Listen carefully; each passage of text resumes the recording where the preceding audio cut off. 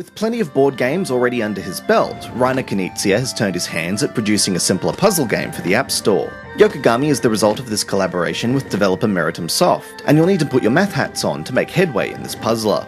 Whether you choose the endless, arcade or level mode, the basic gameplay remains the same. Players are presented with a 6x6 grid filled with numbers, and to clear them off the board you'll need to select a sequence such that the sum of the smallest numbers add up to the largest number in the group.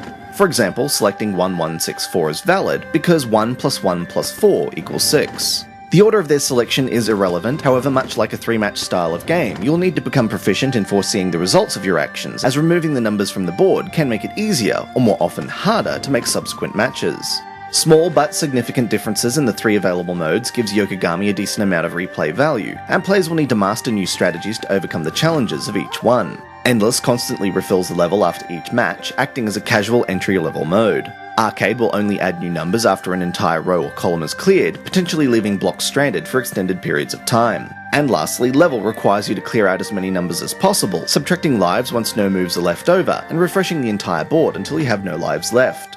Unfortunately, it's easy to feel as though you're being thrown to the sharks on the last 2 modes, as there's no guarantee that a board will have a valid solution. Thankfully, there's no time limit preventing you from taking your time to at least choose the optimal path available to you, but it can be frustrating to feel as though you're punished for anything short of a completely calculated move. Reiner Knizia's Yoku-Gami is an interesting concept and one that's worth sharing with younger audiences, but it's hard to enjoy as a puzzler all on its own. This has been Andrew with AppSpy.com. We review, you decide.